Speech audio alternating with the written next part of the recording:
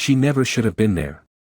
The road stretched endlessly into the darkness, the silence broken only by the low hum of an idling engine. The SUV sat alone, headlights cutting through the night, casting eerie beams onto the cracked pavement. The door was open.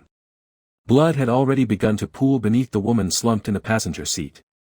Her breaths were shallow, each one more fragile than the last. Her wrists, bound with rough rope, had deep bruises cutting into the skin. Her dress, torn at the seams, hung loosely over her battered frame. She shifted slightly, a barely perceptible movement, the last remnants of life clinging to her. A figure stood beside her, his expression unreadable, his grip firm on the cold steel of the gun in his hand. The barrel hovered just inches from her temple. "You should have never lied to me, Jasmine." His voice was calm. Steady. The kind of tone that made it clear there was no room for negotiation. No second chances. For a moment, the only sound was the wind sweeping through the empty stretch of road. Then, a gunshot. Her body jolted once before settling into stillness. The silence that followed was heavier than before, wrapping around the scene like a suffocating shroud. Luca Moretti lowered the gun. He exhaled slowly, his breath curling in the cool night air. He didn't look away. He wanted to see it. Needed to see it. This was what betrayal cost. Jasmine Wakefield had walked into a world she didn't understand. She had looked a man like Luca in the eyes and believed she could play his game. Believed she could love him and still hold on to the secrets that would one day destroy him. She was wrong. Tonight, we unravel the story of a love that was doomed from the start. A woman who made a choice that sealed her fate. And a man who, in the end, proved that love was never enough to save her. What would you have done in Luca Moretti's place? Could you ever forgive a betrayal this deep? Stay with us, because this case is one you will never forget. If you are fascinated by true crime stories that leave no detail untold, subscribe now, because every crime has a final truth. Spring 2021. Cancun, Mexico. The air was thick with heat and the scent of salt, the streets pulsing with life as tourists filled the beaches and nightclubs. It was a city built on indulgence, a place where people came to escape, to forget, to lose themselves. For Jasmine Wakefield, it started as just another vacation. A break from the relentless pressure of her job, a chance to breathe. She was 28. Young, beautiful, sharp. Her dark curls framed a face that could shift from warm and inviting to unreadable in an instant. She had spent years perfecting the art of blending in, of observing without being seen. It was what made her one of the DEA's most promising undercover agents. She had no idea that the man she was about to meet would be the one to destroy her. The club was exclusive, tucked away from the main strip, a place where money and power dictated who walked through the doors. Inside, the bass vibrated through the floors, the lights pulsing to the rhythm of the music. Jasmine was there with her friends, but the moment she saw him, the rest of the room faded away. Luca Moretti. Tall. Dark. The kind of man who carried authority in every step. His presence was impossible to ignore, his movements calculated, deliberate. The way he leaned back in his private booth, his fingers idly tracing the rim of his glass, he was the kind of man who didn't need to speak to command attention. Their eyes met across the room. A flicker of curiosity. A challenge. He was used to women looking at him with awe. Jasmine didn't. And that was what drew him in. She didn't approach him first. That wasn't how these things worked. He sent a drink to her table. She let it sit for a moment before finally taking a sip.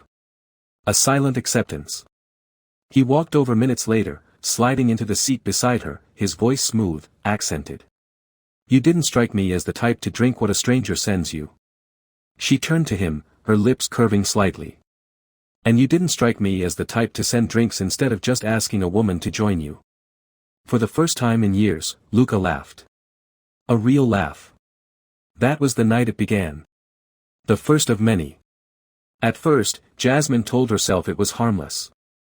A vacation fling. Nothing more. She never expected to see him again after that night, but then he was waiting for her outside her hotel the next day. He took her to places the tourists never saw, hidden beaches, candlelit restaurants where they dined in private. He told her stories of his childhood, of his life before the power and the money. He never told her who he really was. And she didn't ask. She should have. She would later write in her journal, "I should have known better." But by the time she found out the truth, it was too late. Jasmine had spent years working cases against men like him. She had memorized names, studied cartel operations, spent countless nights poring over reports of their crimes. Luca Moretti was not just another name on a list. He controlled the most powerful trafficking routes from Mexico to the US. He had built an empire on blood and betrayal. He was the kind of man who didn't make mistakes. And yet, he had fallen for her. The realization hit her like a punch to the gut when she saw his face in an intelligence briefing 2 weeks after returning to Atlanta. Luca Moretti. Cartel leader. Suspected of multiple homicides. Trafficking. Money laundering. The man who had whispered in her ear late at night. Who had traced his fingers along her spine. Who had kissed her like she was the only thing in the world that mattered. The man she was now assigned to take down. She should have walked away. Told her superiors she couldn't do it. But she didn't. Instead, she agreed to go back. To infiltrate his world. To betray the man who had unknowingly handed her the knife she would one day put in his back. What Jasmine didn't know was that Luca had secrets of his own. And before it was over, one of them wouldn't make it out alive. Night had settled over Luca Moretti's sprawling estate, a fortress of high walls and armed guards, nestled deep in the heart of Mexico. The warm air was thick with the scent of burning tobacco and the faint trace of Jasmine, her perfume. She wasn't home yet. But she would be soon. Luca sat behind his desk, a crystal glass of whiskey in his hand, watching the screen in front of him. The footage played on loop. Surveillance from an airport. Jasmine, dressed in civilian clothes, slipping a folder into the hands of an unknown man. The image was grainy, but it was enough. His right-hand man, Raul, stood stiffly by the door, watching him carefully. "Chief, what do you want us to do?" Luca exhaled slowly, rolling the glass between his fingers. For the first time in years, he had let his guard down. He had believed her. Loved her. And she had played him like a fool. He let out a soft chuckle, shaking his head. Nothing yet. He took a slow sip of his drink, savoring the burn. "I want to hear her lie to me first." Jasmine had sensed something was wrong the moment she stepped through the door. The house was too quiet. The usual hum of the household, Luca's men talking in low voices, the faint sound of music playing somewhere, was gone. The air felt heavy. And then she saw him. Luca was waiting in the living room, one hand resting on the arm of the chair, the other cradling his glass of whiskey. He looked at her the way a predator watches its prey. She swallowed, forcing a smile. "Hey. I wasn't expecting you to be up." He didn't answer. Just gestured to the seat across from him. "Sit." Her heartbeat quickened, but she kept her expression neutral. This wasn't the first time she had been in a dangerous situation. She had trained for this. She moved slowly, lowering herself onto the couch. "What's wrong?" Luca tilted his head slightly. "That's what I'd like to know." A flash drive sat on the coffee table between them. She stared at it, every muscle in her body screaming at her to stay calm. He picked it up and rolled it between his fingers. "You know, I used to think I was a good judge of character." His voice was steady, almost conversational. "Thought I could tell when someone was lying to me." Jasmine forced herself to meet his gaze. "Luca, I don't." He tossed the flash drive onto the table. "Play it." Her stomach twisted. She knew what was on it. Slowly, she reached for the drive, her fingers brushing against the cool metal. She hesitated for only a second before plugging it into the laptop on the table. The video began playing. Security footage. The meeting at the airport. Her handing over the folder. Then another file opened. Audio. A conversation between her and her handler. "Luca Moretti has expanded operations into Texas. He's using new distributors. I can get names." Luca's face remained unreadable. Jasmine felt her world closing in. She could lie. Try to spin this into something else. Or she could tell the truth. Either way, she wasn't leaving this room unscathed. The room was dimly lit, the only glow coming from a flickering overhead bulb. The walls were bare concrete, stained with years of violence. A metal chair stood in the center of the room, and Jasmine was tied to it, wrists bound, ankles secured, her face already streaked with blood. Luca stood before her, cigarette in hand, watching her the way a scientist watches an experiment. "You love me, right?" His voice was calm. Almost gentle. Jasmine's breathing was ragged, her lips split open. She fought back tears. "Luca, please." He exhaled smoke through his nose, then turned to his men. Raoul stood closest, arms crossed, watching without emotion. The others were waiting for their orders. Luca rolled his shoulders as if shaking off the weight of the moment. Then he gave a slight nod. The first blow landed across her face, snapping her head to the side. A sharp gasp. The taste of copper flooded her mouth. Luca crouched down, gripping her chin, forcing her to look at him. "You should have told me the truth, mi amor." She tried to speak, but the second strike came before she could form the words. Time blurred. The pain became something distant, something she couldn't fully process. They asked questions, but she barely heard them. "How long have you been working for them? Who else knows? What did you tell them?" She had rehearsed this 1,000 times in her mind. Had trained for what to say if she were ever caught. But none of that mattered now. Luca leaned in, his breath warm against her ear. "I gave you everything." A whisper. A confession. "I loved you." His fingers traced her jawline, the same way they had 100 times before. And then, just as softly, he stood up and stepped away. His voice was cold again. "Do what you want with her." The men moved forward. Jasmine didn't scream. She knew there was no one left to hear her. The sun had barely begun to rise when a farmer spotted something on the side of a remote highway outside Guadalajara. At first, he thought it was just another abandoned bundle, maybe trash left behind by travelers. But as he got closer, his stomach twisted. It wasn't trash.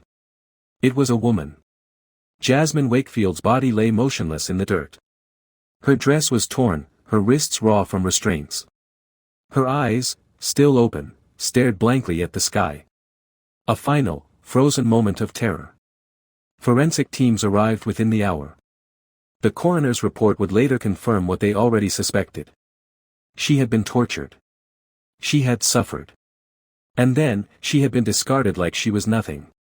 But Jasmine wasn't nothing. She was a DEA agent. And her murder would set off a chain of events that no one could stop. Within days, the DEA launched a full-scale operation.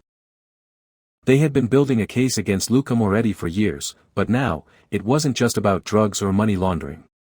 Now, it was personal. They moved fast. Safe houses were raided. Luca's suppliers were dragged from their homes in the middle of the night. One by one, his empire began to collapse. The betrayal came from inside. One of Luca's most trusted lieutenants, offered a deal he couldn't refuse, turned informant. He provided locations. Gave up names. And, most importantly, he told them exactly where to find Luca. It was a quiet evening when the authorities closed in. Luca was sitting in a private villa, surrounded by security. He had heard rumors of a raid, but he was untouchable. He had judges in his pocket, police captains on his payroll. Or so he thought. When the black SUVs pulled up, there was no warning. No time to escape. The air filled with the sound of gunfire. His men fought, but they were outnumbered. One by one, they fell. Luca grabbed a pistol, but before he could fire, a red dot settled on his chest. "Drop it," a voice commanded. For the first time in his life, Luca Moretti did as he was told. The courtroom was packed. Journalists lined the benches, cameras flashing as Luca was led inside, shackled and unshaven. His once flawless suits had been replaced by an orange jumpsuit. He didn't speak. Didn't react as the prosecution laid out their case. The details were horrifying. A video of Jasmine's final moments was played for the jury. Her screams filled the room. People looked away, some covering their mouths in horror. Luca never blinked. When the verdict was read, guilty on all charges, he didn't flinch. Sentenced to life. no parole. For most, the story would have ended there. But justice wasn't done yet. Luca had been in prison for 6 months when the guards made a mistake. A single door left unlocked. 3 men entered his cell. Their faces covered, their knives sharp. By morning, Luca was found hanging from a bedsheet. The coroner ruled it a suicide. But scrawled on the wall, written in something dark and thick, were the words: "Justice comes for us all." Jasmine Wakefield's murder had been avenged. And Luca Moretti's reign was finally over. Jasmine Wakefield believed love could change a monster. That beneath the power, the violence, and the blood on his hands, there was still a man worth saving. But some monsters can't be saved. And some choices seal your fate long before you realize it. Her story is a haunting reminder of how love, trust, and betrayal can intertwine in the most deadly ways. She thought she could outplay him. That she could be both his lover and his enemy. But in the end, there was no escape. Luca Moretti's empire crumbled. His reign of terror ended in a prison cell, his final moments just as brutal as the life he led. Some call it justice. Others call it revenge. But was it enough? What do you think? Was Luca's death justice, or was it another act of violence in an endless cycle? Should Jasmine have left the moment she learned the truth? Or was she trapped the second she let herself love him? Let us know in the comments below. Your voice matters in this discussion. And if you want more true crime stories that uncover the final truth behind every crime, subscribe now. Because in the end, no secret stays buried forever.